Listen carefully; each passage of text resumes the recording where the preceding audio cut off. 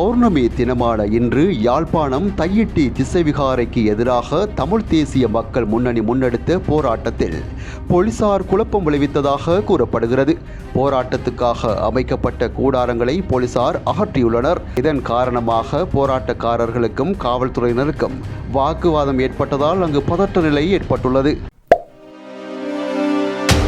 யாழில் வர்த்தகரான தந்தையின் வங்கிக் கணக்கிலிருந்து பணத்தை அவரது கைத்தொலைபேசியை பயன்படுத்தி 17 வயதான மாணவி நண்பிக்கு பரிமாற்றம் செய்த சம்பவத்தால் தந்தை ஆடிப்போயுள்ளார்.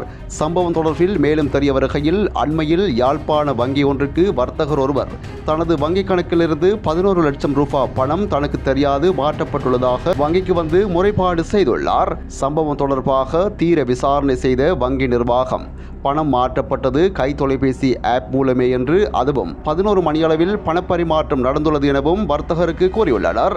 இந்த நிலையில் தனது தொலைபேசி தனது பொறுப்பில் வீட்டில் வைத்திருந்த போது எவ்வாறு பணப்பரிமாற்றம் நடந்திருக்கும் என்று வர்த்தகர் வங்கி நிர்வாகத்திடம் வாதாடியுள்ளார். இந்த நிலையில் மீண்டும் ஒரு முறை வீட்டில் விசாரணை செய்து வருமாறு வங்கி நிர்வாகம் வர்த்தகரிடம் கூறியுள்ளது. அத்தோடு தமது வங்கி அல்லாது இன்னொரு வங்கி கணக்குக்கு குறித்த பணம் அனுப்பப்பட்டுள்ளதால் அந்த கணக்கு விவரங்கள் தமக்கு தெரியாது எனவும் வங்கி நிர்வாகம் கூறியுள்ளது. இதனையடுத்து வீட்டுக்கு சென்ற வர்த்தகர் விசாரணைகளை மேற்கொண்ட போது மூத்த மகளே தந்தையின் பணத்தை மற்றொரு கணக்குக்கு மாற்றியது கண்டுபிடிக்கப்பட்டுள்ளது. மறுநாள் வங்கி முகாமையாளர் வர்த்தகரை தொடர்பு கொண்டு விசாரணைகளை செய்த போதே தனது மகள்தான் கணக்கு பரிமாற்றம் செய்துள்ளதாக வர்த்தகர் கூறியுள்ளார். வர்த்தகரின் மகளின் பாடசாலை நண்பி ஒருவனின் தாயின் கணக்குக்கு குறித்த பணம் மாற்றப்பட்டுள்ளது. வர்த்தகரின் மகளும் நண்பியும் ஓரின சேர்க்கையாளர்கள் என்றும் பல தடவைகள் அவர்களை வர்த்தகர் எச்சரித்து பிரிக்க முயன்றதும் வெளிச்சத்துக்கு வந்துள்ளது. நண்பி மீதான தீராத காதலால் மாணவி குறித்த பணத்தை பரிமாற்றம் செய்துள்ளதும் கண்டுபிடிக்கப்பட்டுள்ளது.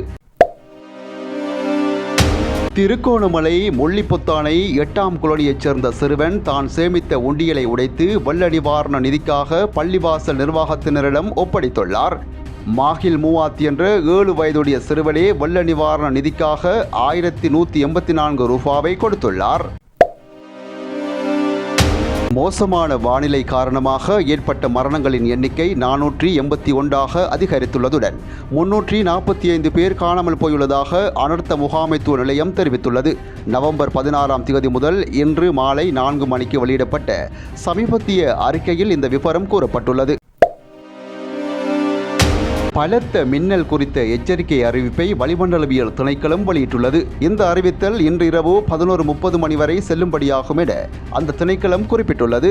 சபரகமுவ மற்றும் தென் மாகாணங்களிலும் களுத்துறை மாவட்டத்தின் சில பகுதிகளிலும் இடியுடன் கூடிய மழையுடன் பலத்த மின்னல் ஏற்படுவதற்கான அதிக சாத்தியம் நிலவுவதாக திணைக்களம் தெரிவித்துள்ளது. இடியுடன் கூடிய மழை பெய்யும் போது அப்பகுதிகளில் தற்காலிகமாக பலத்த காற்று வீசக்கூடும். அதேவேளை பொதுமக்கள் மின்னல் தாக்கங்களினால் ஏற்படும் விபத்துக்களை குறைத்துக் கொள்ள தேவையான நடவடிக்கைகளை மேற்கொள்ளுமாறு வளிமண்டலவியல் திணைக்களம் அறிவுறுத்தியுள்ளது.